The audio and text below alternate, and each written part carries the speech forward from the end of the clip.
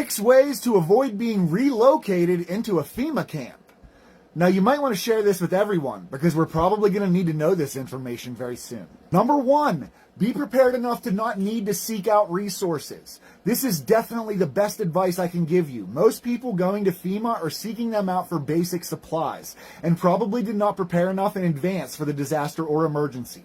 Even if you plan on scavenging for resources, being out and about can increase your exposure to being rounded up by National Guard unit and escorted to a FEMA camp. At the very least, you should have a basic survival kit so you can be self-reliant and not need to seek out help. Number 2, stay out of locations that have a high risk of mandatory evacuation. You can usually tell ahead of time what areas could be prone to a mandatory evacuation. Is your home vulnerable to a nuclear incident?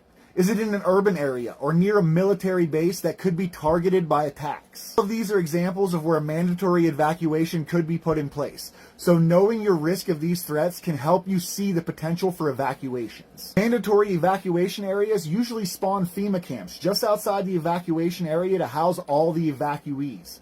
If at all possible, try to have a better plan than being funneled into one of these camps. Number 3, mark your home with a FEMA marking telling search and rescue it was already evacuated. If you want to get real clever, you can mark your home as if it was already visited by a search and rescue unit. Relatively simple, and all you need is a can of spray paint.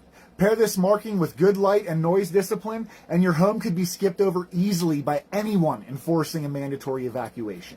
Build yourself a good shelter-in-place kit so you have less need to evacuate in a biological or chemical emergency. Now, don't get me wrong, sometimes you just have to leave. If there's a chemical cloud hanging over your house or a nasty pandemic spreading through the country like wildfire, it may be necessary to bug out if you don't have the proper tools to stay put. Shelter-in-place kit is simply an add-on to your typical survival kit that lets you barricade airflow in your home, making it as airtight as possible. Have a bug-out location that is not your main residence. I can't stress enough. As we touched earlier, location plays a big factor in the risk of being evacuated. Having multiple locations available ensures you don't get pinned down in one spot. Not many people have resources to own multiple properties, so making friends with preppers not in your area comes in handy here.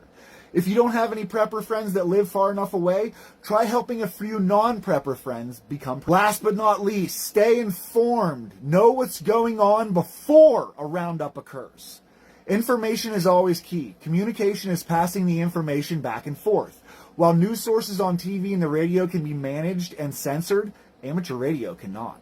Staying informed during an emergency using CB and ham radios can help immensely. Not only can you stay ahead of any planned evacuations, but you can communicate with others to work together. Now, I know this one was a little on the longer side, but I wanted it to all be in one video. Please share with everyone. AP out.